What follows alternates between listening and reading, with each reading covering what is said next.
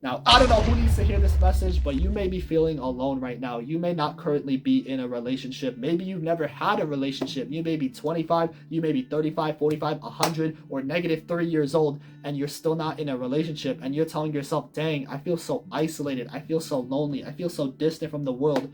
Who is there to help me? But you see, there is a reason why you're in this season, and that's because you are going to be worked on. God is going to work on you because He has you isolated so that you are not distracted by the things of this world, so that He can work on you. I want to give you guys a quick little example. Say, for example, you're trying to plant a seed into the ground, right? So you are the seed. You plant yourself into the ground. You know, the ground has to have some soil, some nutrients. So your environment does play a little role in this, but that's not the main point of the video. So the main point is that once you are planted, what do you need to grow? You need water, right? So the Word of God, the Bible, as you read the Word daily, that is your water. That is the water that is going to give you life. So as you drink this water, as you fuel yourself daily with this Word, you're going to start to grow. Oh, guess what? Now there's some leaves sprouting. You're starting to grow. Oh, okay. I see a little flower petal. But guess what happens? Now, because you're growing, there's weeds, because once you fill yourself with the Word of God, these weeds around you, they're going to try to suck up that energy. They're going to suck up that nutrients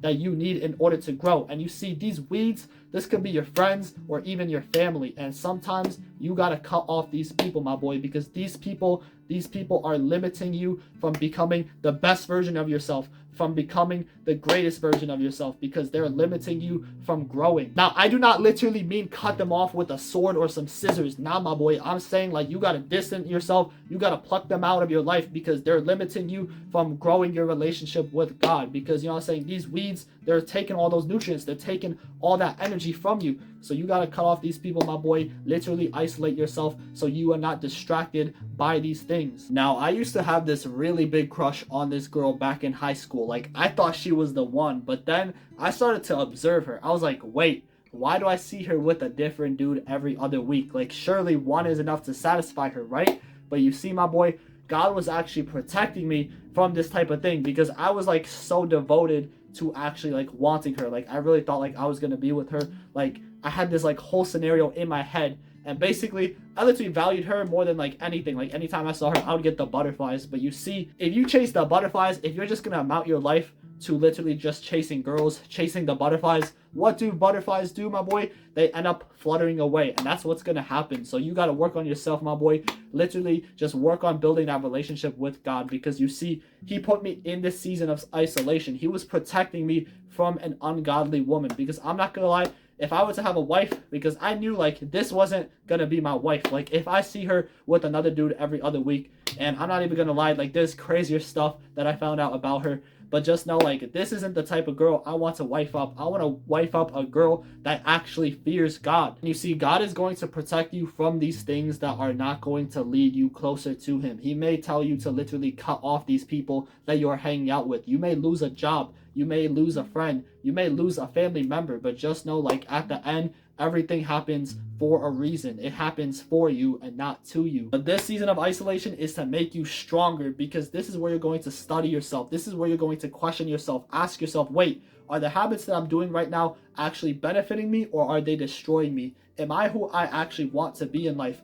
Who do I actually serve? Like, who do I actually believe in? Because you cannot serve two masters at once. I used to question why for so long was I isolated. Why do I see the people around me in school? They all have relationships. They're all going out partying, drinking, smoking. I wanted to have some fun in that too. But you see, God had bigger plans. He had a much bigger plan. And that's why He isolated me, because He was distancing me from these things that were to distract me. Because at the end of the day, if I didn't choose this path, I wouldn't be here where I'm at today. Because you see, these people, they chose their worldly desires. They choose to satisfy the flesh, but deep down inside, they were empty. Matthew 14:23, after He had sent the crowd away, He went up to the mountains to pray. Basically, Jesus went up to the mountains alone to pray, to talk to God, to establish and build His relationship with God. And you see, this is exactly what He is doing for you. He's going to isolate you in this scenario, in this situation, in this season, so that you can talk to God, so that you yourself, not you and the crowd of people, no, just you yourself,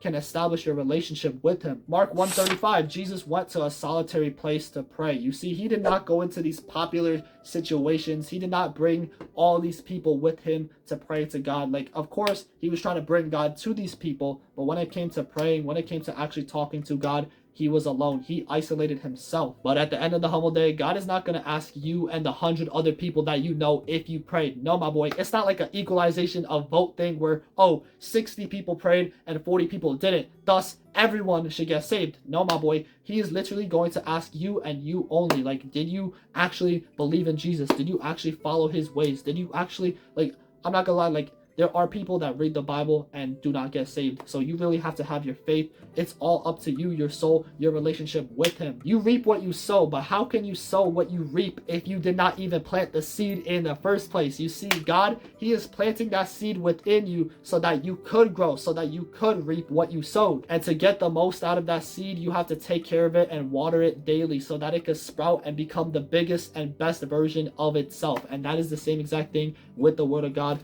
with reading the Bible, because the more you read the Bible, the more you read the Word of God, the more water you are going to be supplied with. Think of that water as holy water, and you're pouring that holy water into your mind, into your body, into your spirit, and this is where you're gonna grow. So you gotta trust in Jesus, and everything will work out. So stay blessed, stay wealthy, rebuke the kingdom of darkness, and embrace the kingdom of righteousness. Surpass your limits, and I'll see you guys in the next one.